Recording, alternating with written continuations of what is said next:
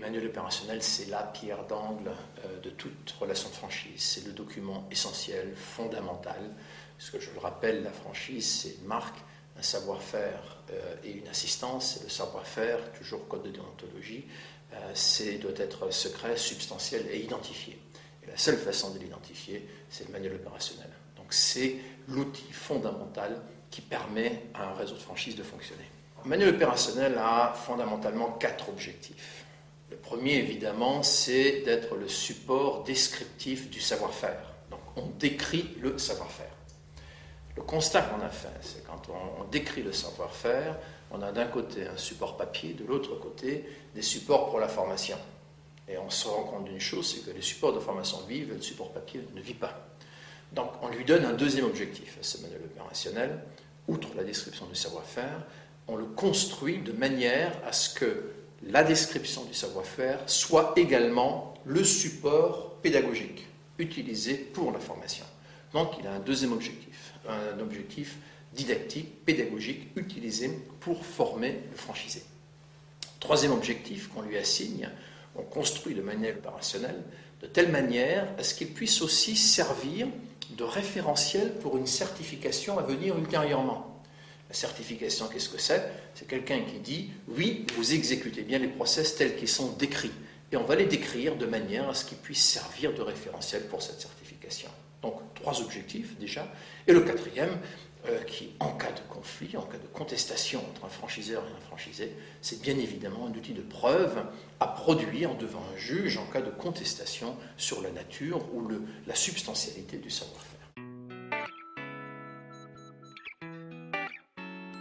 Jusqu'il y a quelques années encore, la technologie à la portée des PME, que sont la plupart des réseaux de franchise, imposait le papier. Et également un logiciel qui s'appelle Word, que tout le monde connaît, mais qui est totalement impropre à l'utilisation à des fins pédagogiques. Donc aujourd'hui, la technologie a fait des grands pas et surtout elle est devenue accessible. Et on utilise maintenant des outils qui s'appellent une plateforme collaborative qui servira de support pour le manuel opérationnel. Le manuel opérationnel est du coup en ligne, sur un intranet, et les problèmes notamment de mise à jour sont totalement résolus, puisque la dernière version, c'est celle qui est en ligne sur l'intranet. Donc le franchisé a accès en permanence à la dernière version de ce manuel opérationnel, et le franchiseur peut faire les modifications, les mises à jour, les évolutions du concept, les décrire dans le manuel opérationnel de manière excessivement simple. Il lui suffit de modifier un document, c'est celui qui est en ligne. L'expérience montre qu'il y a effectivement très peu de problèmes. Les gens s'approprient très vite l'outil comme outil de dialogue, et du coup, le manuel opérationnel, lui, il est vu tous les jours. Et bien sûr, c'est encore plus facile s'il est mis en place très tôt dans la vie du réseau. On a choisi une plateforme collaborative, en fait, non pas pour toutes les fonctionnalités qu'elle permet, les wikis, les forums, les échanges, les discussions, un vrai outil d'animation de réseau.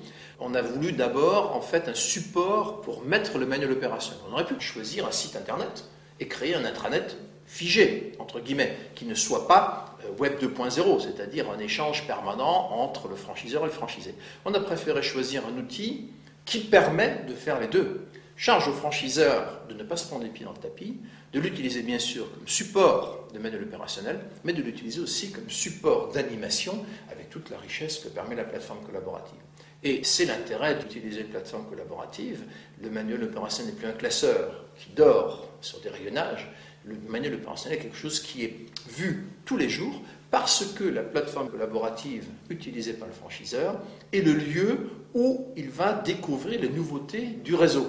Un nouvel arrivant, un nouveau produit, une nouvelle promotion, et dans un coin, à gauche, à droite, là où on a voulu le placer, il va trouver le manuel opérationnel.